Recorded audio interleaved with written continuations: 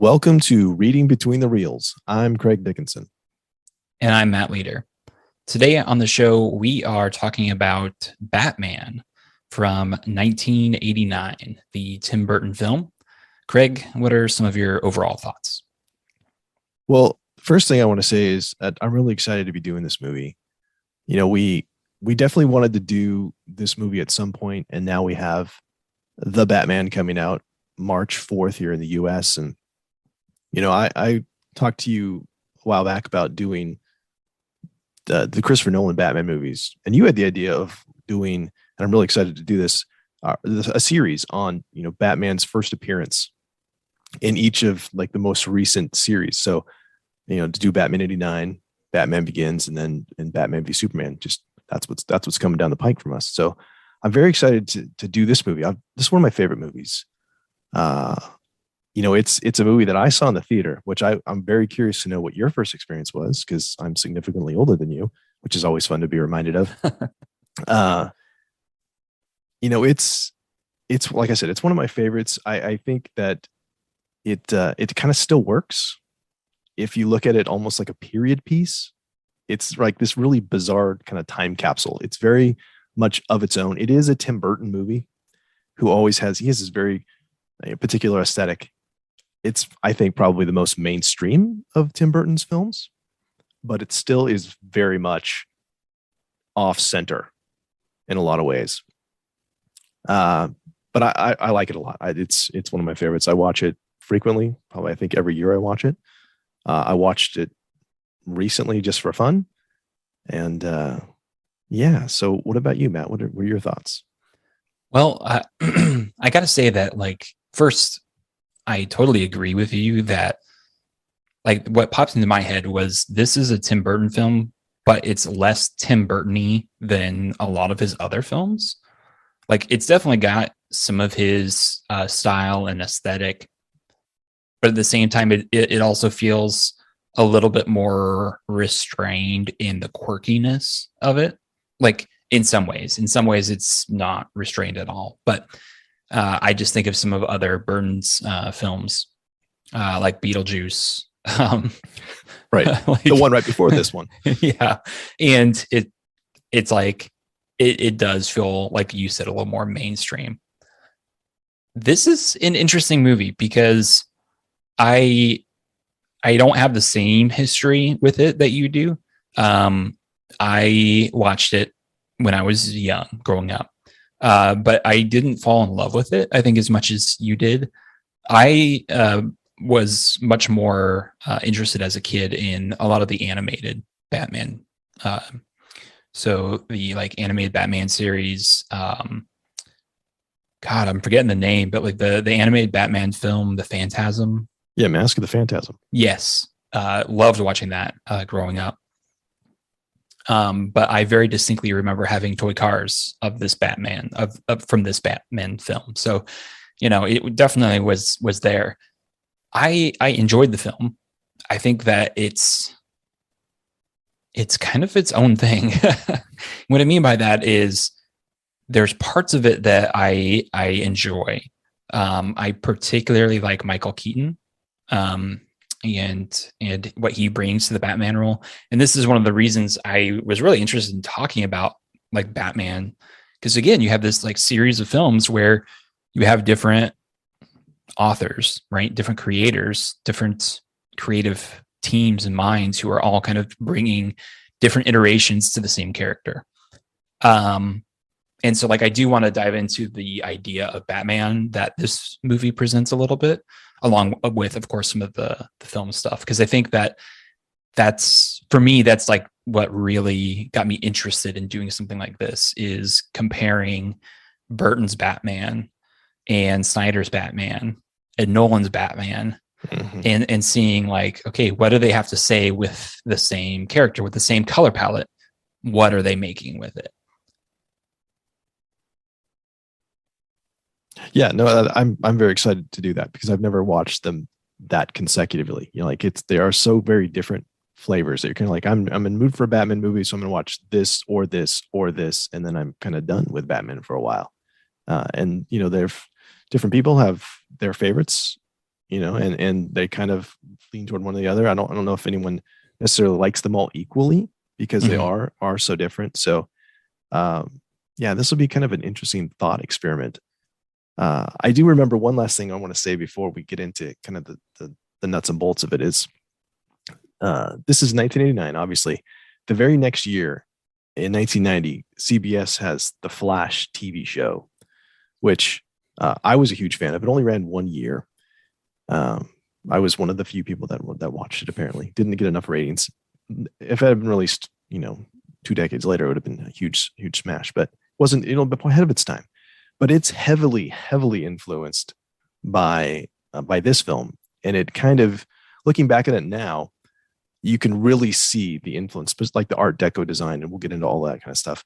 Um, Danny Elfman, who did the music for this film, did the theme for The Flash, and so it was very much like when, as much as it is a Tim Burton film and has its kind of quirks and it's very surreal, at the time it was also like this is how you do superhero movies, and so they literally took that template and made the Flash TV show out of it. It's very similar, and I mean that at one point we may have to do that at one point just so you can really kind of pull those things out and be like, oh my gosh, this looks like it's very much in the same universe, which is cool. And, as a kid growing up watching Super Friends and Justice League and whatnot, you're like, yeah, of course these guys would have ran into each other. It feels like a natural extension of that world, but um, I don't know if you can overstate how influential this film was at the time. I mean, you mentioned, the animated series, which is an offshoot of this too. I mean, you have it's very similar in the art design and the music, of course, is very much lifted from this film. But it became its own thing as well. So, like you said, that's kind of your intro to Batman. From I hadn't had that yet because this came first, but this was for me was what came after the Adam West Batman, or Batman with Scooby Doo animated. I mean, that's this is very different from that. Oh yeah, and that's a great point because when you're talking about film, there's like a whole context that you miss because we're watching this in 2022, but it wasn't made. Like what came right before it as far as Batman, you have the Adam West, which is a totally different beast. This is quite dark compared to the Adam West Batman. I mean, there's parts of it that feel very much like a gangster film, and you've got the Tommy guns and people dying left and right. And so it's like to go from Adam West to this was a pretty big shift. But then, we compare this to something like the Nolan or the Snyder Batmans, and it's like, no, those get really dark. This Right. is still pretty campy. Like, but that in '89, this was a much darker film for Batman than people I think were expecting. Yeah, I love that point. I think you do kind of have to appreciate a film for the context, right? Like remember what it is at the time and let it be that as well. And so as opposed to, well, I like this because it's dark, or I like this because it's very much like this is a 2010 film. Mm-hmm. Well, that's perfect. Enjoy that for that, and enjoy this for that, for this as well. So, speaking of things that you can enjoy, cinematography. What were some things that stood out to you, Matt, cinematography wise for Batman? So, first, really for me, what jumps out to me is the color, the color and the design that come up in the film. You mentioned the Art Nouveau or Art Deco, sorry, and I just feel like there's this like really interesting contrast. There's a lot of very, very dark scenes in the film, a lot of them on the streets. And I think that what this movie does really well is capture that tone, that mood of this is a city that needs something like Batman to come in, because the streets are dirty, they are dangerous, and you kind of contrast that with the Art Deco, the Bruce Wayne, the kind of high society, which is so much brighter. And then you get the colorfulness from the Joker, and it is just a shock of purple and orange and green. And it's a pretty wide gamut of color and light and dark. And that's part of, I think, the campiness of it. I don't think you would see something like this in like modern film, just, thinking about like the Nolan films ahead, because obviously you have like the Joker from The Dark Knight. It's so much more muted, the colors for that Joker, other than maybe his smile, right? Which is the red. But like just that by itself, I think it's kind of tying, it's like halfway in between the darker, grittier and darker in terms of color, duller Nolan and Snyder Batmans, and the Adam West, which was super bright all the time, bright colors, pastel colors, like off a comic book, so it's kind of, I see this, like when I was watching, I was like, this feels kind of like that middle ground in terms of like color between these two worlds, that Batman's kind of residing a little bit in between both of them. Yeah, I like that a lot. That's very insightful. I love that you talked about the color, because that was a thing that I've seen this movie probably 100 times, and that wasn't really anything I paid attention to that much until now. And I mean, obviously you have an image in your mind of Jack Nicholson's Joker, and you know that it's bright, but you look at, even as Jack Napier, before he becomes the Joker, he's already wearing the purple. He's already the one that kind of stands out as being the one who embraces the color. And, we could even get into, Batman's suit is black in this. It's not even blue and gray. That the Joker seems to be the one character that has, that's not like a monochromatic palette. I mean, Vicky Vale is in a lot of white, but it's not color. Like the only one that's got really color is the Joker. So that's a nice pull. I want to also point out how amazing I love the opening shot. That you don't quite know what it is. You have this very slow reveal. It looks almost like it's a cave at first. It's very rock-like, and then it pans back out, and you have this kind of bird's eye view down shot of the bat symbol. And I just thought, what a great intro to let us know this is what this movie's about. This is who it's about. It's got the music, which I also want to talk about when we get to music. I love the music for this film. That there's clearly a lot of symbolism in this film. Very much on the nose. You also have a shot that I've always enjoyed, where you have the bat wing flying up straight up, and then it pauses for just a second above the moon and recreates the bat symbol right there. And again, totally on the nose, but I don't care, because it's cool. And every time I see that, I'm like, yeah, that's awesome. Like, why would he have to go straight up? I don't know. He's got to get the angle to come down and get the balloons, whatever. But it's a great looking shot. It is, yeah. And there's a couple shots just like spread out, like throughout the whole movie, of like Batman coming down in sort of silhouette, with his cape flowing and stuff. Lots of smoke, I would imagine, to kind of disguise some of the contraptions that are actually hauling, sure, either the stunt actor or whoever. But you kind of end up having this like the Batman silhouette, whether it's smoke, the moon, with the Batwing, and you kind of have this. You also have like a lot of shots of Batman like crawling around in the background. I'm thinking of the Axis Chemical, where he's like sneaking around in the background, and you see him, thinking about like the depth of the camera shot, where you have someone in the foreground and then you got Batman in the background, and it, having him back there kind of sets it up that he's there, and it is kind of priming you for this. Okay, when is he going to come? And then you have that silhouette of him coming and swooping down. I also think that it's like a little, I don't want to say different, but like, and I haven't seen the Nolan movies in a while. I don't recall Batman coming down in that giant silhouette. Because there were several moments in this film, and I don't recall that happening as much. And I just wonder if that was like an intentional thing where they're trying to get that image of the Batman coming down, if it was just a choreography decision. But But either way, you have that of Batman swooping in to rescue. I think one of the odd ones that stood out to me is it was like a smash cut when I think Vicky Vale first like learns the truth about who Batman is, and then like Batman knocks her out. Yeah, and it's like a cut where his cape comes up, but then like cuts to bats, and then I think there's like a fade into Vicky on her bed in her apartment, and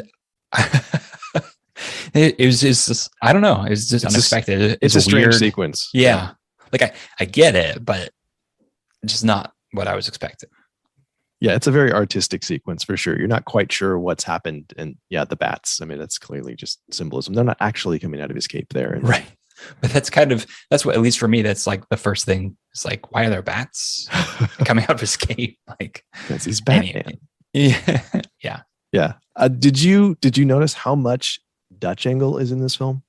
There's so much Dutch angle in this, and I love Dutch angle. I just think it's fun. But it even starts with like the first shot, the establishing shot of Wayne Manor is this very wide shot, and then it's at a 45-degree angle, and I just look at that like, Bruce Wayne's not normal, right? This guy's a little bit off, and so that made sense that Wayne Manor would be off. It's very much representative of the first time we meet Bruce, and he says as much to Vicky, at least. Sure, that he's got a double life. Yeah, I love that scene. It's a good scene. Lots of high angle Dutch angles too, like combined when you have Joker's point of view as he's off balance as well. It's kind of the way I read that. But just a ton of those, just to establish context too. You have one where they're looking down at the dining room where he's on his date with Vicky the first time, that room that he's not sure he's ever been in before, which is another great moment of levity. That even that is not just shot straight down. It's shot again at 45. Lots of even tracking angles with Dutch. So, the cinematographer for this film, Roger Pratt, who worked a lot with Terry Gilliam. So that makes sense that he's a little strange. He did, among other things, 12 Monkeys, which has a lot of Dutch angle in it too. Some Monty Python. He did Brazil, so it makes sense that he would have kind of a knack for being, using disorienting camera angles. Also did some kind of mainstream stuff, and I'm gonna have to go back and watch now Harry Potter and the Chamber of Secrets and Goblet of Fire and look for those types of angles. And I know they're there, some of them are, but it's just kind of fun to kind of track, how some of these guys work, these men and women work, with a lot of the same kind of techniques. You go like, oh, that's a Roger Pratt film. I totally get that.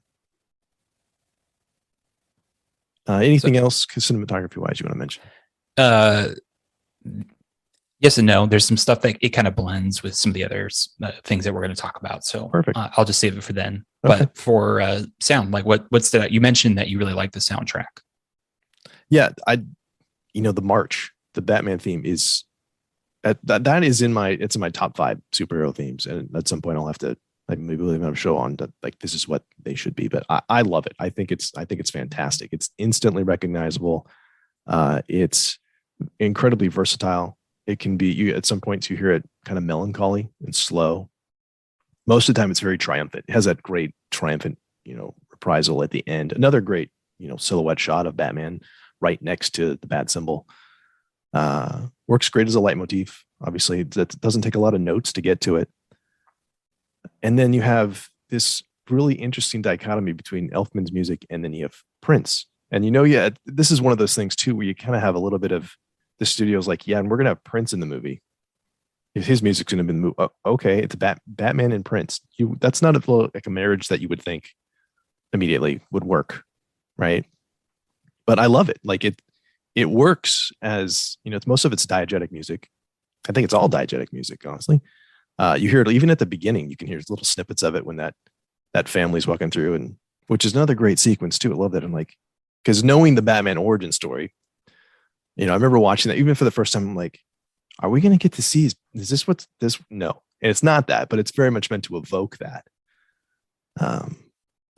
Yeah, I love the balance between the diegetic music, the Prince music, which is very much like Joker's kind of music, and pretty much is played whenever he's doing stuff, whether in the parade or you going through the museum, versus kind of the orchestral Batman march. So for me, I thought the music was fine.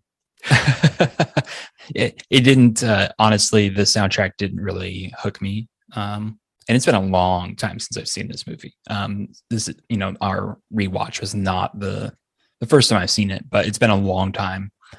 I will say that the one song that stood out to me where I'm like, I really like that, was it's hard to describe. It's when Joker is in Vicky Vale's apartment, or I think like towards the end when he's like leaving, and it's got this children's music vibe to it.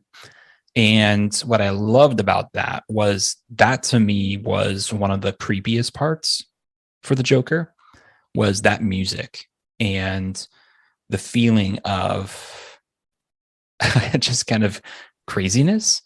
And I think it's a little tropey having like children's music be creepy, but it worked and I liked it. And it felt spot on for me, like character wise for Joker. And that was like the one song that really was like, okay, I'm vibing with everything.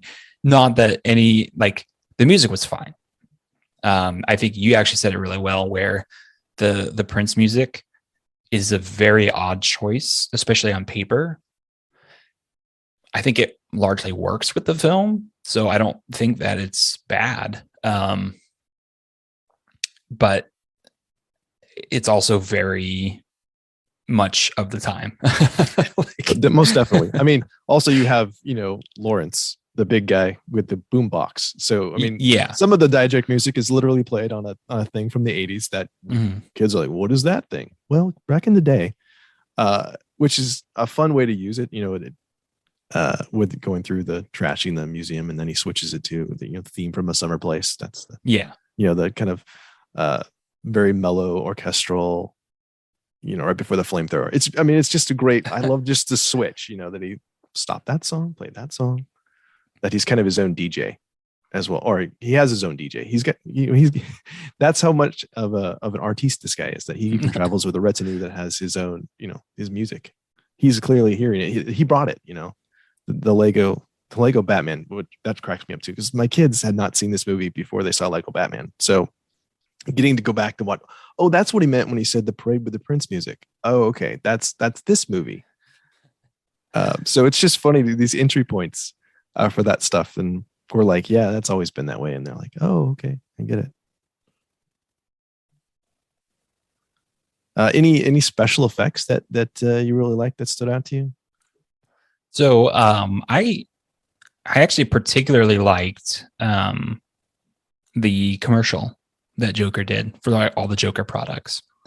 I thought it was like the camp of the overall film actually worked really well in that particular thing. I just felt like the weird voices, like the effects looked horrible, but it felt like it was meant to look that way, right? And so I also felt like that was one of the more menacing moments for the Joker, was during that commercial, and having like the news lady who starts cracking up right at the horrible news, and then like it cuts to her and she's got the big Joker smile on her face. I will say that the Joker smiles are absolutely horrific and terrifying. Yeah. I really didn't like them.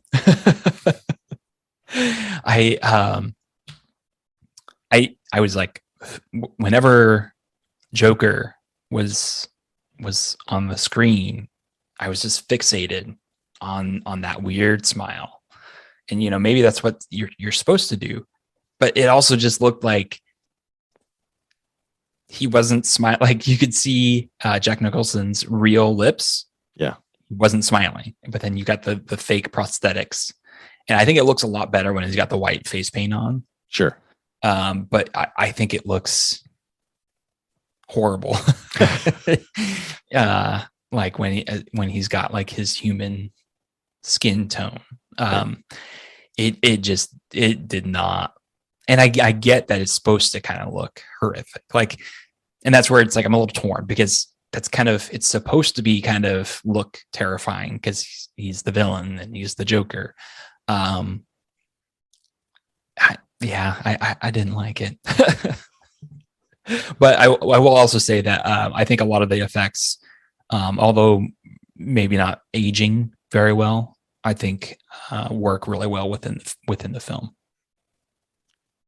Yeah, I do want to move down to performance in just a second, but I did want to mention that this time, and I've always liked the shields. That sound effect is always, I've enjoyed that, the Batmobile engine. I mean, some of these are just like, yeah, go-tos. But the echo effect in the flashback scene, I really appreciated this time a lot. How it's very much, it's an echo because it's not happening now, and as he's remembering, his parents' murder, which we get to see many, many times in other films as well. With the footsteps echoing and the scream and the pearls, all of that just really worked for me. That it was kind of, he's remembering it. You know what I mean? It's not a fresh memory. This is something he's thought of many, many times. And so it's this other iteration of it, and that finally kind of has this reveal in it, right? He actually gets new information out of this really old memory. So that effect really worked for me. So speaking of that, I'm kind of touching on performance anyway. But what did you think of the reveal that Joker was the one that killed Batman's parents? So I was young enough to have, when I saw this, I think I was 12 when I saw this film, that didn't bother me because I didn't know the Batman mythos enough to know, oh, that's supposed to be Joe Chill. And I know at the time there's a big to do about that there was a lot of controversy, that in fact, even, there's two screenwriters. Well, I'm sure there's more, but there's two credited screenwriters for this film, I should say. So you had Sam Hamm and Warren Scarron, and Sam Hamm hates that because there was a writer's strike that happened, and that change happened while he was unable to work on the script. And so he didn't get final say on that, which I can only imagine how frustrating that is.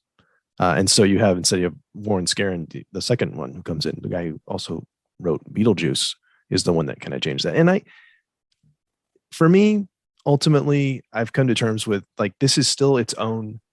And I guess it helps also that we have different versions of Batman, right? That there is no definitive version of Batman or his story or his origin, really, right? It can be whatever you want it to be.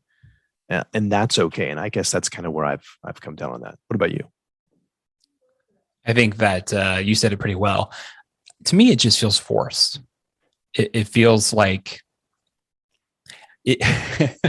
It feels like something that like a writer would do, thinking like, "Oh man, this is going to get him." I think this is Batman '89's Martha moment. I think this moment of brilliance. No, because we're going to get there. I think this is the writers, whoever, decided this was like, this is going to get them. It's going to put the bow on the movie. It's all going to make sense. It's going to be fantastic.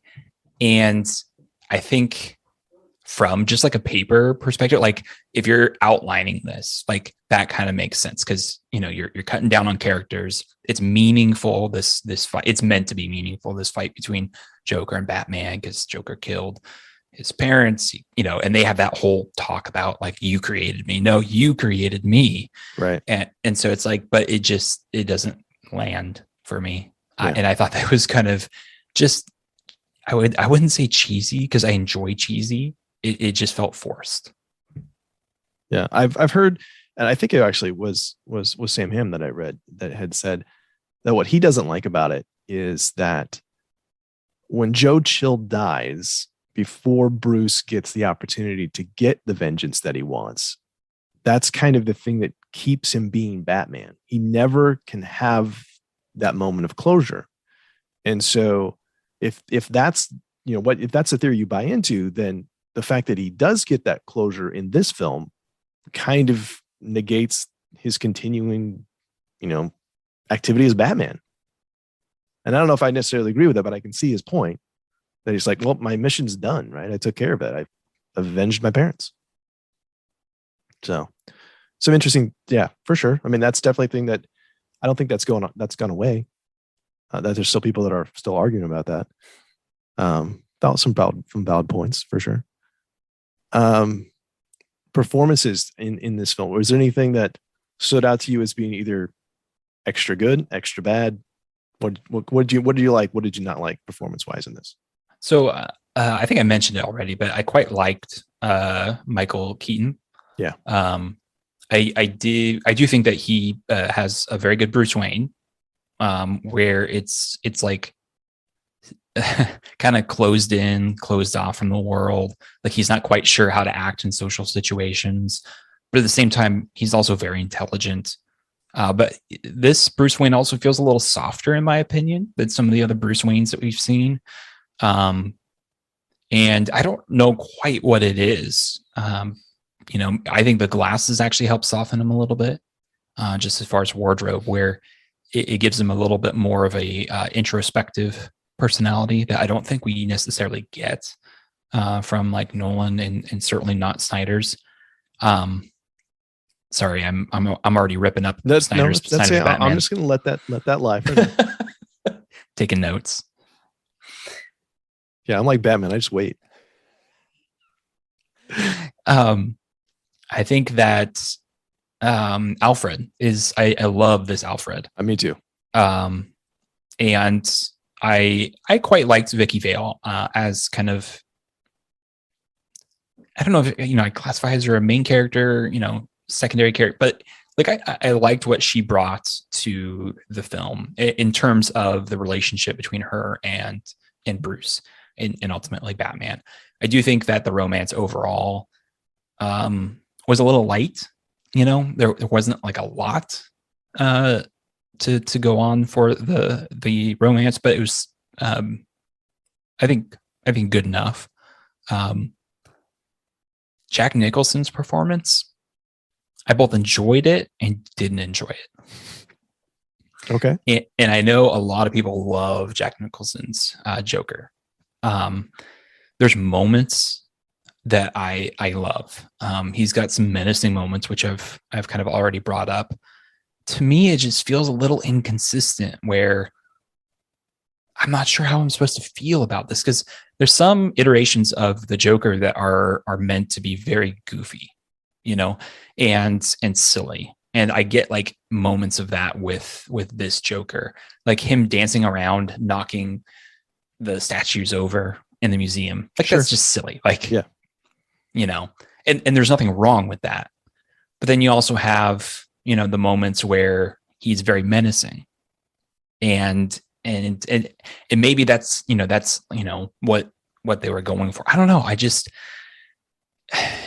I felt like Jack Nicholson was very melodramatic a lot of the time, but then I also felt like he was reaching for these moments of dramatic like, I don't know. I felt like I saw the actor and not the Joker in moments.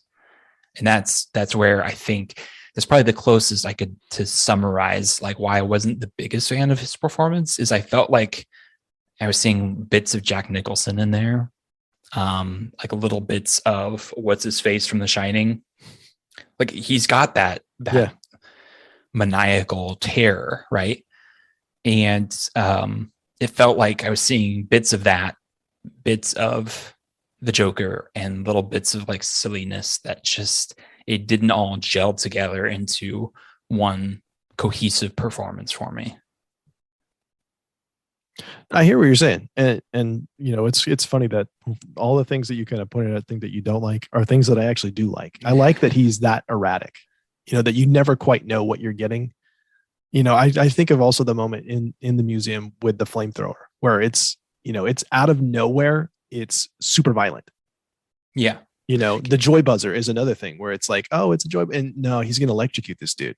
Like, and that's even still, that's a really dark moment and pretty stinking gruesome for, I think this is a PG-13 movie, but like that's gory and pretty horrifying. So I'd say, and I love the flamethrower where he lights the candles. Oh, me too. because but see, that's where one thing that I love, where that totally works for me, because that hits that sweet spot of like crazy yet practical. I don't know. And then there's just the goofy dancing, with the boombox, and it's just like those feel like different like lenses on who the Joker is. And for me, it didn't. And like I totally get it, where you enjoyed that, and I think that's something when people talk about movies, it's okay to not like agree on like a point. Like you Sure. enjoyed the performance, I didn't, and that's okay. Yeah. And I'm a huge, to be fair, I'm a huge Jack Nicholson fan. So like he is in a lot of places playing himself. I fully acknowledge that he is just like, I'm going to just choose scenery. And I love all of his, like, I don't know how much of his dialogue he improvised or how much of it was handed to him, but he says so many bizarre things, just bizarre. Never rub another man's rhubarb. Okay. That I love it. I wrote down virtually everything he says is amazing. Probably his signature line is have you ever danced with the devil in the pale moonlight? Which I think is I hate that. Oh, it's so good. It's so good. And of course, it's the callback later for the, maybe that's why it's the flashback thing that pulls you in there. I really liked Michael Keaton's performance in this. I want to segue to that real quickly. I don't know how many Michael Keaton movies you'd seen before you saw this. I had seen Beetlejuice, and the big one I'd seen was Mr. Mom. So I knew him as comedian, just bizarre weirdo. But I never had a problem. I mean, I was young, but I know there was obviously a giant uproar about his casting. There's a lot of people that were potentially up for this, and we get down there, I may mention a few of them, but I never had a problem. I was like, oh, he's an actor. He's just doing his thing. And I like the quirkiness. I love that in the intro we get for him, he pretends that he's not Bruce Wayne, and then the line of, oh, and give Knox a grant. Just out of nowhere. What do you think? Six cases good? Yeah. Okay. He's just odd. And of course he is, because like he dresses up like a bat at night, does weird stuff. And then you have, Michael Goff's Alfred, who just dotes on him. That whole scene with him just falling around, picking up the pen, picking up the glass. I love all that, because like there's legitimate, care and nurturing there. Like, he knows that this guy needs him. But I do want to say that I've always really liked, speaking of dialogue, I've always really liked the line where the Joker says, Bruce Wayne, Nespa? And he says, most of the time. And I love it because I had to look it up. I had to learn. I was like, I have no idea what he's saying. Do you know what the question is? No. Okay. Is it true? Or is this true? Essentially is what it is. So he's asking, are you Bruce Wayne? Is that true that you are? It's because his response is most of the time. Most of the time I'm Bruce Wayne. And it's just kind of off the cuff. And again, there's no translation for the French that the man is speaking, Nicholson speaking, but on subsequent rewatches, I'm like, that's so cool. He's like a little bit behind the curtain. Yeah, no, I'm actually not always Bruce Wayne. So anyway, that's one of my favorite things. No, hearing you explain it, that is a great line. I was not a particular fan of the dialogue. There wasn't any particular lines that I really liked. There was a lot of bizarre stuff. You already mentioned the rhubarb. Another one was the city needs an enema, and it's and I just I don't know. It didn't really work for me. What about I've been dead once already? It's very liberating. I thought it was. I think it's a fine line. I didn't particularly. This is where the Nicholson's performance also kind of works against the dialogue for me. Is I didn't always particularly enjoy the delivery of it. Yeah, and Knox's line, which I'll always remember from the first trailer, where he says, "Lieutenant, is there a 6-foot bat in Gotham City? And if so, is he on the police payroll? And if so, what's he pulling down after taxes?" Which is like he knows that he's overextending, and so he's just going to throw another joke in there. Yeah. And I see that's one thing. Like this movie has moments of levity in it, but I mean there is some camp in it, obviously. But I think for me personally, it strikes a pretty good balance between having moments of wow, that's funny, and that's great action, and that's creepy, and that's sad, and kind of hits all the markers for me. One other thing I want to point out, just kind of a weird trivia quirk, is near the end when they're at the cathedral, and the Joker says, Gotham City Cathedral transportation for 2, and the guy says 5 minutes, and he says we better make it 10. It is 10 minutes in actual time. If you notice this, I see a nod in your head between when he says that and when the helicopter shows up, and I've always thought that's cool that it essentially happens in real time. Like, oh, the movie's almost over. Dang it. I actually didn't know that, but yeah, that is a nice catch. I caught that on accident one day and was like, I'm never going to forget that. So we talked about the costumes a little bit. Facial expression, the frozen facial expression, which you said was horrifying because it was horrible, which I liked that. I've always enjoyed that Nicholson and Keaton both have very expressive eyebrows, almost the same eyebrows. And this time, the doctor's expression when he's finishing up the surgery on Jack, I love that scene too, because I meant to mention this earlier with the cinematography that you don't get the reveal until much later. Like you see Jack even in silhouette when he kills Grissom, that they make you wait. I think that's great that you're just like, look at that guy's expression. We go back to like indirect characterization, right? Effect on others. Was that this doctor is horrified about what he's seen. And I did quite like the overall design of the film. I think is actually pretty good. Like talking both about like the costumes and the setting. We already mentioned the Art Deco. There's just like this particular aesthetic. I think that, and I'm not sure if it was like who kind of came up with it, but there's this kind of aesthetic in my mind of Gotham City where it's like these bright neon lights all over the place.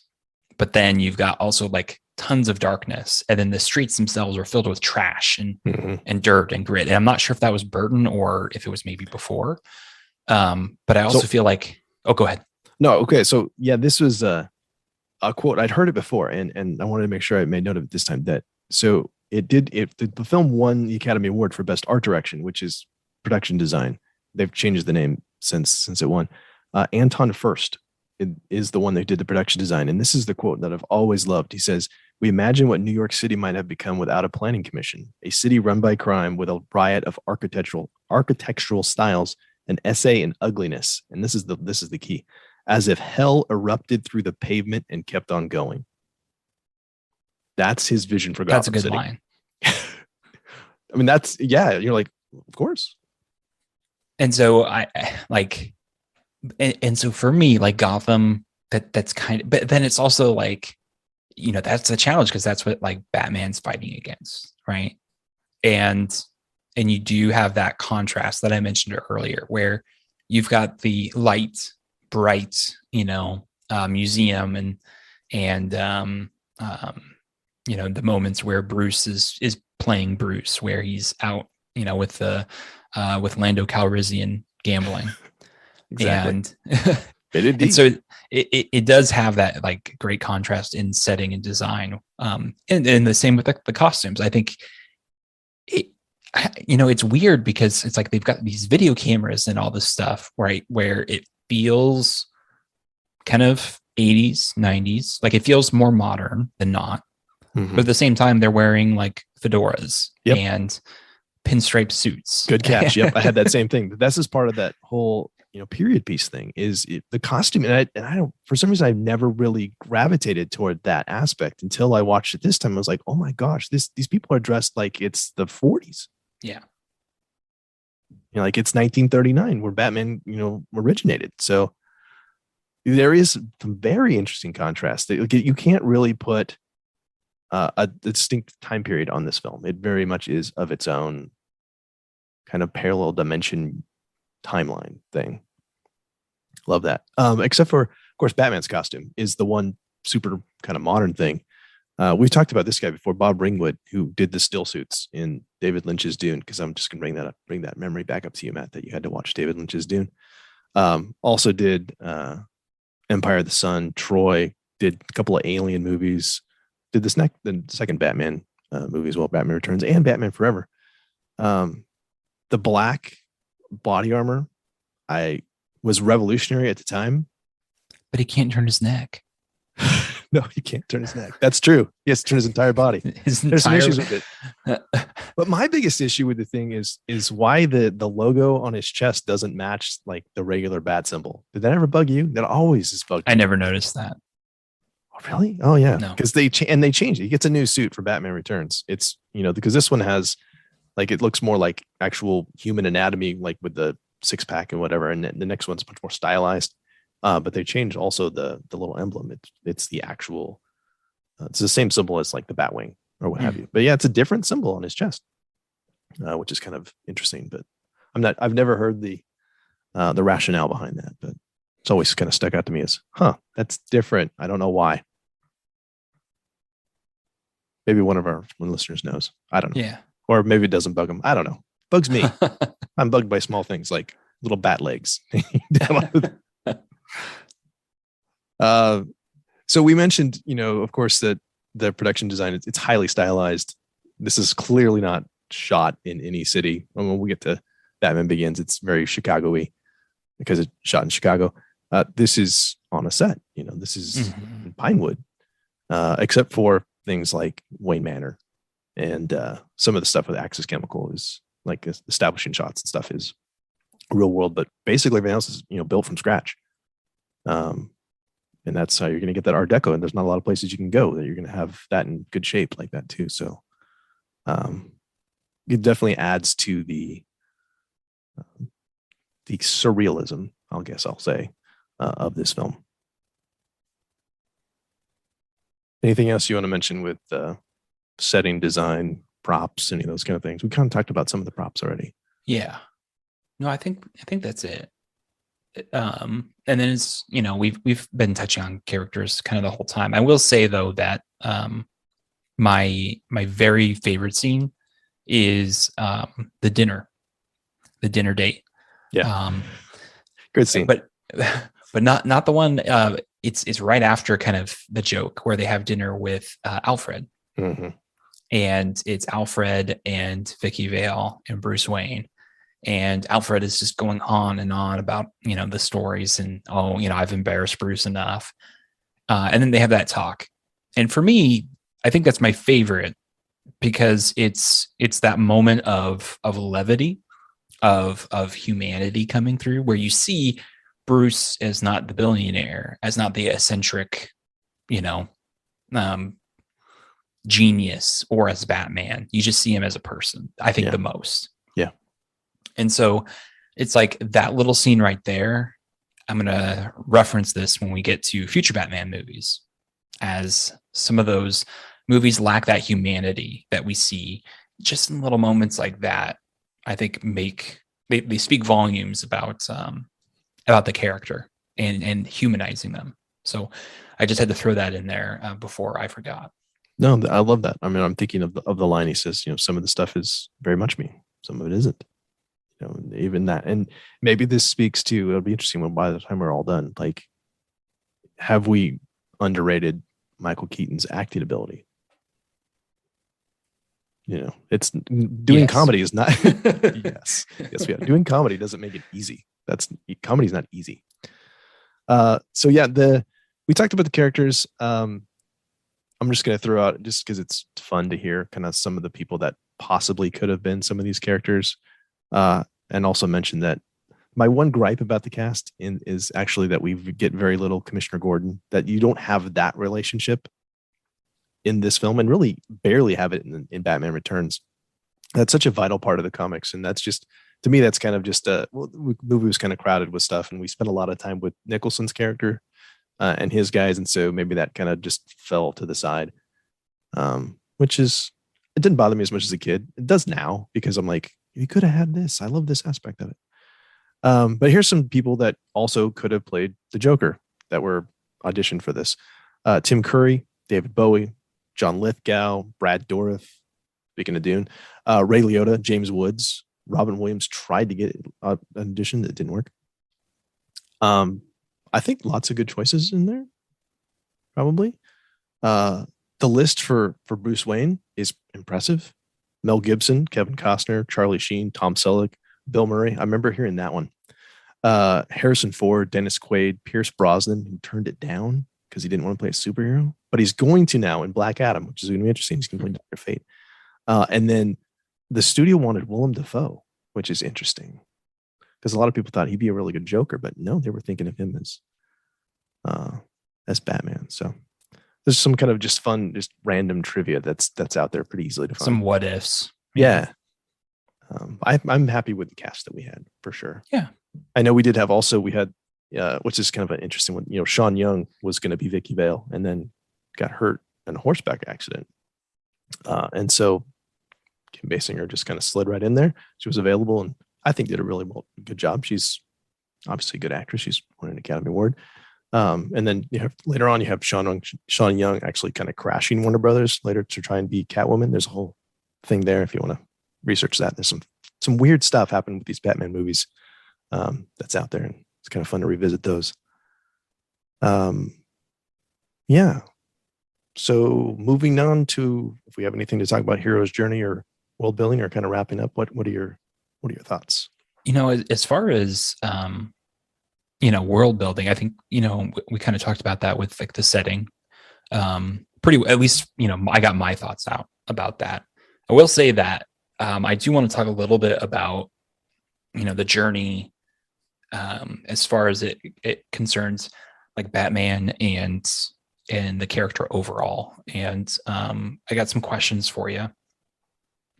So, we see this Batman, and one of the big criticisms going, looking ahead a little bit to Snyder's DC superheroes is that they kill. And this Batman clearly kills several people throughout the film. My questions for you are, I'm not as well versed in the DC comics as the Marvel ones, but I was always under the impression that Batman had a no-kill policy due to his, obviously, with comics, there's spin-offs, right? But as far as main continuity, that Batman had a no-kill policy, at least on purpose, right? Where it's if someone dies accidentally, okay, it happens, but he would never intentionally kill someone. Is that accurate? And then what do you think about Batman? I remember specifically they're in the bell tower, and he kick flips a goon off, and he falls all the way to, yeah, Batman knew what he was doing. So cool. Yeah, I love that. It's brutal. That whole that belfry scene is brutal. I'm not as versed in Batman lore as some people are. I'd like to hear Dan Zare's comment on this. I know he's much more big comic book guy than I am. But I do know that when Batman started, that the no-kill thing was not a thing, and that Batman actually would use guns from time to time. I know, and then later on we've had where his has a very obvious and natural aversion to guns because of what happened with his parents. And I know there are versions where Batman was very hesitant to kill and would not kill, and it would be the whole, you get a little into the I don't have to save you thing a little bit, like the Christian Bale, Christopher Nolan ones. But you also have here this film comes out shortly after and is heavily influenced by Dark Knight Returns, which is hyper violent. And, you can argue in that Batman actually kills the Joker in that. I saw something the other day, people were having no, the Joker finished himself off, the Batman set him up, and it was all this. So in any case, my recollection of this film was that, it's not that big a deal. He's got Gatling guns on the Batmobile and he tries to murder the Joker, missiles and and I'm still upset that he missed the Joker, because that would, so the movie can happen. That's why I didn't kill him. But I thought that actually looks intentional to me. You think that he tried not to kill him? Yeah. Yeah. Well, what do you think? Was that intentional?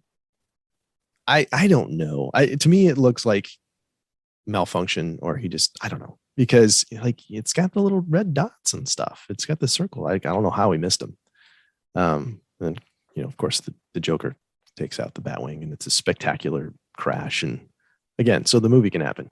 And then, but even though we say that he murdered the Joker, I mean, did he though, or did he just keep him from going? And then the Joker kind of killed himself because he had tried to get away, and all he did was like, I'm going to tie you up to this gargoyle, and it's not my fault the gargoyle snapped off because it was 1,000 years old.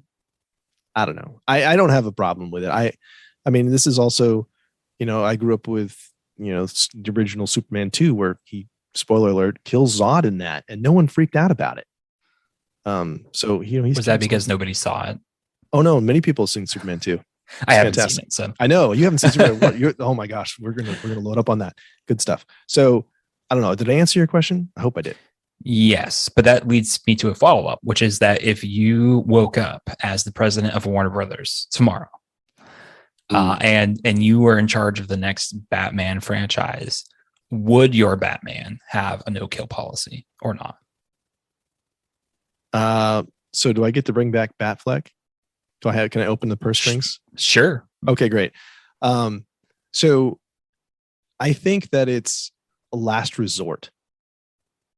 I think that because I've seen some of this in like the CW's Flash series, which has drove me nuts. We're like, we absolutely can't kill him. And then the guy goes and murders like 500 more people. It's like, I get where you're coming from, but I think sometimes, especially in superhero land, that the ends kind of justify the means with those kind of things. I have less of an issue with, I'm going to take out a murderer. Like, you're already buying into the vigilante thing.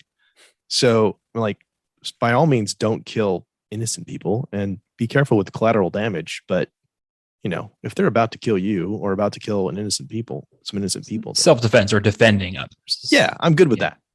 Yeah, I'm good with that. For me, I would have a no-kill policy because I think it's more interesting from like a writing and a philosophical perspective of, if Batman cannot kill, how does he solve this problem? Like, sure. And to me, it reminds me of like Luke in The Last Jedi, where it's like he doesn't use violence to solve the issue. He finds a non-violent way, essentially, to solve his problem. And to me, that's just like, it's interesting because it's like, I totally see what you're saying. So, but I think that where it's like, if you can just kill the Joker, why wouldn't you? Right. Yeah. Because that's where it's like he gets captured. If the Joker were real, he'd be among the worst of the worst, right? Yeah. So, and think about how many more people he's killed since Batman didn't kill him. Right. But that's where it's just like, I think this is why I think it's really interesting to have that no kill policy, because it has that discussion, right? Yeah. Where if he's allowed to kill, do you even have that discussion if that's an option on the table? Yeah. No, I love that. I think that you're onto something as far as making it more interesting, as far as the writing project. I think that's fascinating that you can find alternative ways to do that. No, this is the only way we can do. No, there's going to be another way. Mm-hmm. I think that's great. I think you also have, both of these movies, this one and Batman Returns, both kill off their major villain. I think some of that also has to do with the fact that you have these massive stars that aren't coming back for a second movie. And so you're just going to, get your money from a behind the scenes practical perspective. There's a little bit of that going on as well. That still doesn't explain the massive guns on the Batmobile or the Batwing or whatever. It just looks cool, It's the late 80s. It's Rambo. We're good with this. But it's definitely an interesting discussion to have. I'd be curious to hear what some of our listeners think about that. And I know I'm sure there are Batman writers that have argued both sides of that. But yeah, definitely not to have it as it's too hard to figure out, so we're just going to have them do it. Yeah. Would never be something I'd want to see. Yeah. And I know that's not what you were advocating, but yeah, I think that's one of the things that makes Batman as a franchise interesting, is these discussions of like what is it that makes Batman a hero versus just like some thug, Right. And I think you could argue that his no-kill policy, his aversion to violence, serious violence, is part of what makes him different. Not Sure. all, but it's part. Yeah, I like that. I did want to mention too. I'm moving down to find some of my final thoughts, if that's all right. Yeah. That this was really revolutionary in terms of the way films were marketed, blockbusters marketed, with the whole, you got to be a huge success in your opening weekend. Otherwise, it's a bomb. That was just not really a thing until this movie came out and had a massive weekend. Then it was like, well, this is the way we have to do it. But the thing that I remember the most was, other than the heavy influence on The Flash and some of the other things, like Darkman, there's some other things that kind of follow after this that are Dick Tracy, other things too. Also, they're very much like, let's make this a period piece and really stylized, is how quickly the turnaround for home video was. And I was actually watching a documentary about this just this last week, that, this kind of was the end of second run theaters, because this movie came out in June and the home video release was out in October, which now is not like, we're getting movies sometimes same day, on HBO Max or what have you. But those, like that 4 months turnaround was unprecedented at the time. And there was a giant uproar from some of these places that were like, well, we're still wanting to have Batman in the theater and get tickets for that. And now people are taking it home. And this was, I think this might've been the first video cassette that I owned, because I know we got that. It was a massive sale. It was a massive hit when it came out. So this movie, just beyond the Batman mythos and beyond how it influences superhero films, just influences other films as well. Lots of blockbusters, whether they be superhero or not.